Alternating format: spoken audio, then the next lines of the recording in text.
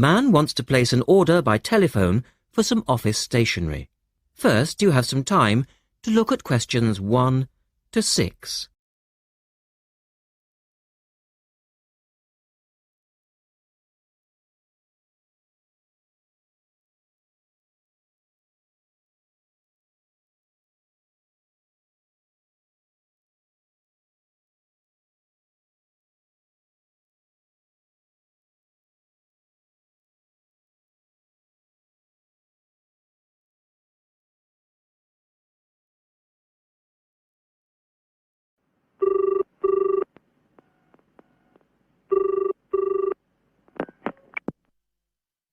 Thank you for calling Millennium Office Supplies. If you would like to place an order, please press 1. Your call has been placed in a queue. A customer service operator will be with you shortly.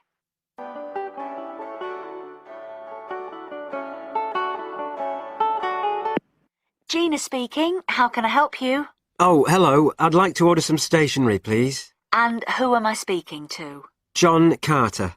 Right. Can I just confirm your account number and the name of your company, John? Sure.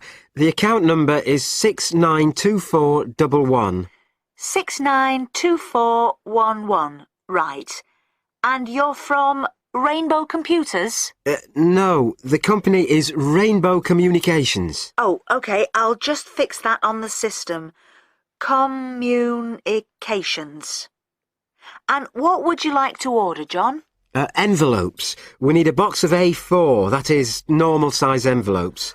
White, yellow or manila? We'll have the plain white, please. But the ones with the little windows. OK. 1 box, A4, white. Just the 1 box, was it? On second thoughts, make that 2 boxes. We go through heaps of envelopes. As a matter of interest, are they made from recycled paper? No, you can't get white recycled paper. The recycled ones are grey, and they're more expensive, actually. Right, we'll stick to white then. Something else, John? Yes, we need some coloured photocopy paper. What colours do you have? We've got purple, light blue, blue, light green, whatever you want, pretty much. There are 500 sheets to the pack. Right, let's see. We're going to need a lot of blue paper for our new price lists. So can you give us 10 packs, please? Make sure it's the light blue, though. 10 packs of the light blue. Look at questions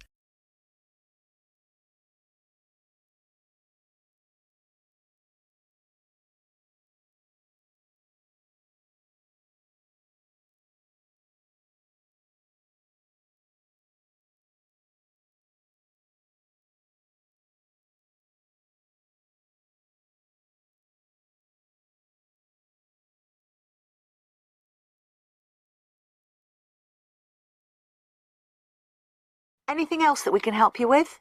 Let me think. What else do we need? I'm sure there was something else. Pens, paper clips, fax paper, computer supplies, office furniture? Oh yes, we need floppy disks. Do you have those nice coloured ones? Yes, but they're a bit more expensive than the black ones. Oh, that's all right. I'm not paying anyway. Right. Floppy disks. And what about diaries for next year? We've got them in stock already, and it's a good idea to order early. No, I think we're all right for diaries. But something we do need is one of those big wall calendars. You know, one that shows the whole year at a glance. Do you stock those? We certainly do. OK, can you include a wall calendar then, with the other stuff? Just make sure it's got the whole year on the one side. Sure. And do you have a copy of our new catalogue? No, I don't, but could you send one? Yes, I'll pop one in with the order. You'll find it a lot easier to remember what you need if you have our catalogue in front of you next time. Yes, good idea. And when can you deliver this? Should be with you tomorrow morning. Can you make sure that it's not after 11:30 a.m? Because I have to go out at 12. There's only myself here on Fridays. Fine. I'll make a note on the delivery docket that they should deliver before 11:30. Thanks very much. Thanks. That is the end of part 1. You now have half a minute to check your answers.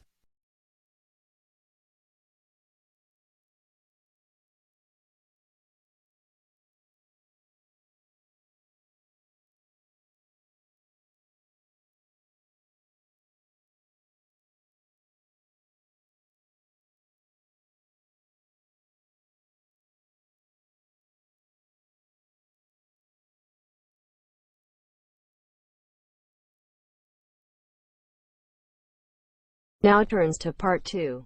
Part 2. You are going to hear a lecture. First, you have some time to look at questions.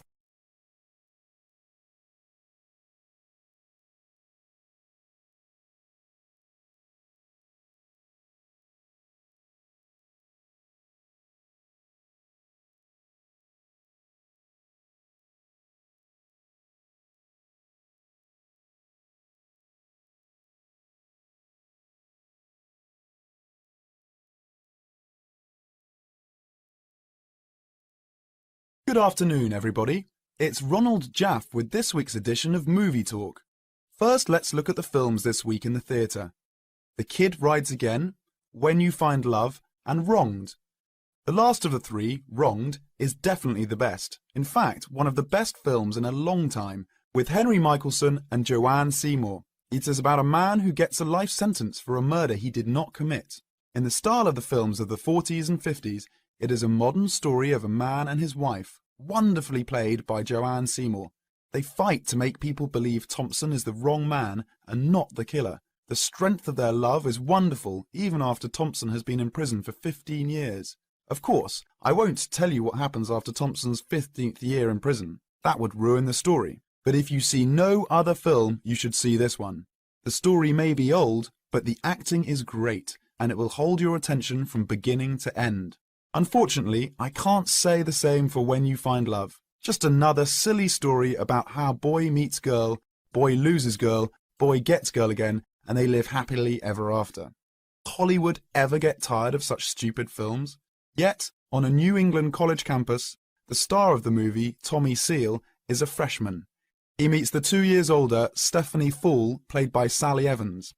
In real life, she must be at least 30, not 20. Well, Billy, our hero, has had a hard time with Stephanie. After all, he is so much younger. But they fall in love in about a minute, as long as it takes to take a picture with a Polaroid, and they are both so happy, in true paradise, until Buck, the star football player, played by Ronco Starr, the only good acting in the film, steals Stephanie away from the poor Billy. He is, after all, a senior and football star, and the rest of the film is about, naturally, how Billy gets Stephanie back, making her remember their love. He shows her that he, not Buck, is the man for her. Well, if you can stand a stupid story and bad acting, then take your 8-year-old child to see When You Find Love. Anyone older will leave the theatre before the movie ends. And finally, The Kid Rides Again, a western about a young cowboy, Kit Barnes, who stops the bad guys, the robbers, the killers, and plain old bullies, and helps the good guys. Kit is fast with a gun and never once in this cowboy. Kit is the cowboy who never stays in one place for a very long time, who leads a lonely but very free life. Nothing new on the storyline, but a good classic-style western with good acting. Peter Sells as Kit catches just the right mood. He's an excellent and natural cowboy. There are beautiful scenes of the open country in the West and enough action to hold your interest. A good cowboy film for those who, like me, always enjoy seeing the Old West. And now, before we go on with the news from Hollywood, a word from our sponsor. That is the end of part 2. You now have half a minute to check your answers.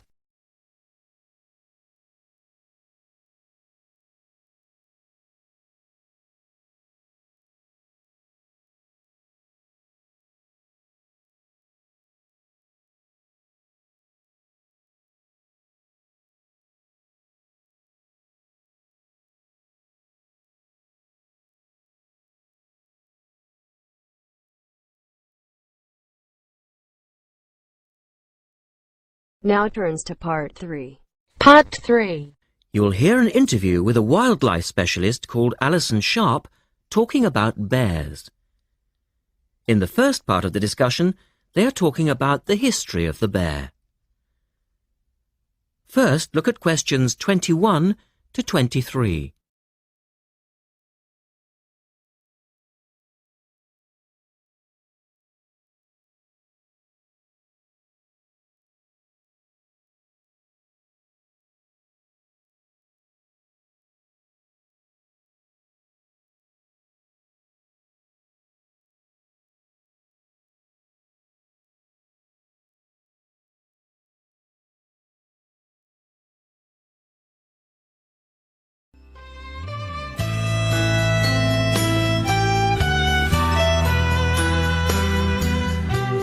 Alison Sharp has spent much of her life researching bears, and in particular, bears in danger of extinction.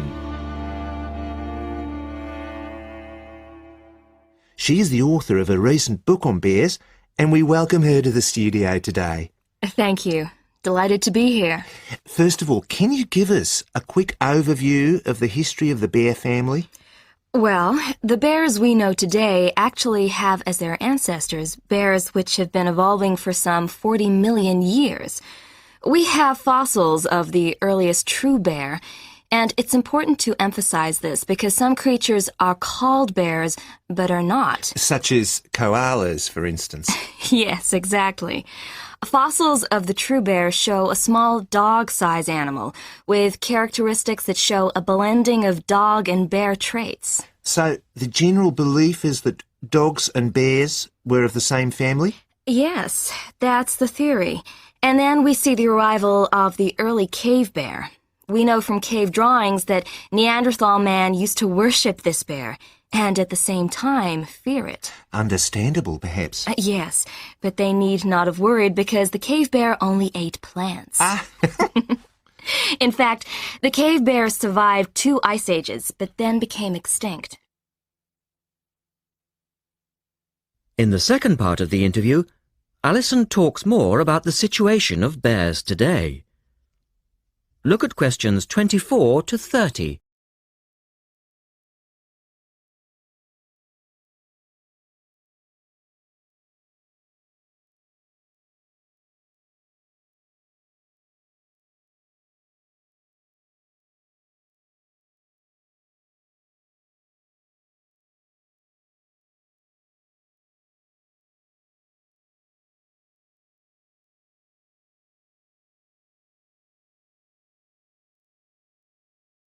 So, how many bears can we find today? And are any of them in danger of extinction? Well, I'll answer your first question first. There are 8 species of bear in all, among them the American black bear and the brown bear, from which evolved the newest species of bear, the polar bear. So, how old is the polar bear? Oh, he's a relative newcomer, just 20,000 years old. And could you tell us a little about them? Which is the largest bear, for instance? Well, the largest bear existing today is either the polar bear or the brown bear. Right. Don't we know? Well, it depends which criteria you use. The polar bear is the heaviest. The male weighs up to 1,500 pounds, but his narrow body actually makes him look smaller than the much more robust brown bear. So, the brown bear appears the biggest? Yes. And the smallest? Well, the sun bear is the smallest of the 8 species. They only weigh between 60 and 145 pounds. That makes him a comparative junior. Yes. And then next we have the so-called giant panda. But that's a small bear too, comparatively speaking. And are all bears meat eaters? No, not at all. In fact, the giant panda is almost entirely herbivorous, living on a diet of 30 types of bamboo. Yes, of course. Pandas are famous for that. And another interesting bear is the sloth bear, which eats insects, particularly termites. He can turn his mouth into a tube and suck the insects out of their nests. So, going back to my second question, are bears really in danger of extinction? Yes, indeed, they are. The sun bear in particular, as they've been hunted almost out of existence. And the habitat of the panda is also being reduced on a daily basis. Can anything be done to reduce the threat to these endangered species? I know, for instance, that it's very hard to breed bears in captivity. Yes. Well, I think that by raising people's awareness generally, we can reduce conflict between humans and animals, to stop the slaughter in parts of the world where bears are still hunted, supposedly in self-defense or to protect livestock, but often quite unnecessarily.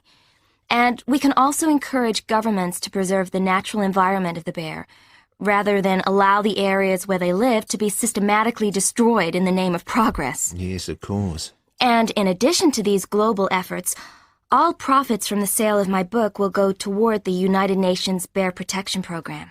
That's wonderful. And with the news coming up, thank you for your time, Alison, and best of luck with the book. Thank you very much. That is the end of part 3. You now have half a minute to check your answers.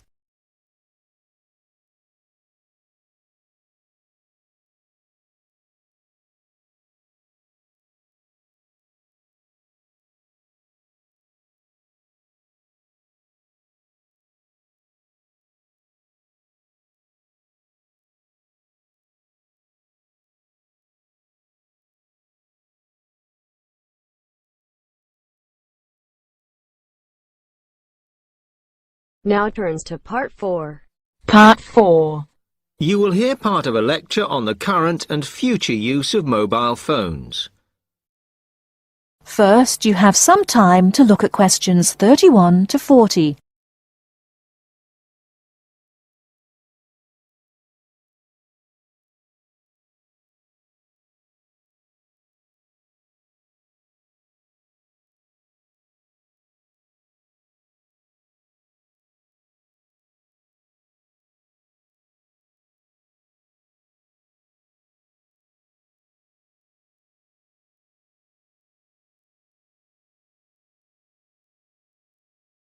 Okay, now today we're looking at changes in communication, and specifically changes that have just happened or are likely to happen in the next few years. Key to this is the mobile phone, which is increasingly being seen as an all-purpose system rather than just a phone. If you only use your phone for texting and making calls now, you will be amazed at how you'll be using it in the future. The technology has been developed for a range of other uses. For example, phones could be used so that if you are meeting someone and they get lost, you could send them a map of your location to help them. This will save all those complicated explanations over the phone and our poor friends or colleagues trying to drive and find out where they are at the same time. And if you get bored waiting, or if you're traveling, for example, you will soon be able to see TV news on your phone as it is actually being broadcast. This means that you won't have to miss any of your favorites if you are away for a few days. Most people have got used to texting now, and young people send pictures to each other. But what is exciting is the possibility of putting music with them before you send them. And it's not all frivolous. Phones are going to become even more critical in business and education. Some recent developments have a highly practical usage. So, for example, as lecturers, we will be able to send everybody a text to let them know if lectures have been cancelled. And the new phones could have a further use in education, as well as business, as they will enable us to go to any destination, such as when we are doing a field trip, for instance, and from there to send data directly to a computer so that we can access it when we get home. This means we will no longer be limited by what the phone can store. And it's interesting to look at the different ways that men and women use phones now, as that does affect how the technology will develop. Some research has been done on how people use phones, and some of the results are surprising. One of the increasing usages of mobile phones is to get all sorts of data, such as phone numbers, the weather, train times, etc. And while there's been an attempt to set up connections with things that women might be interested in accessing, it is overwhelmingly men who do this. But what about the traditional use of a phone? To speak to people? I suppose we would predict that it is mainly women who use phones as a method of contact for friends and family, but, in fact, the genders exploit this facility equally. I've spoken about the increased business usages that phones will offer, and I suppose we would associate this usage with men. The survey picked up, though, that women are often working from home or catching up with work in the evenings, so they use phones in this way as much as men do. Most of us are aware we can store photos on our phones. It's an ideal method of capturing a moment wherever you are. Women tend to be the group that keep photos on their phones, but it seems that men use their phones to actually take pictures much more than women do. And of course, all this knowledge affects the marketing that the companies will do in order to sell the That is the end of part 4. You now have half a minute to check your answers.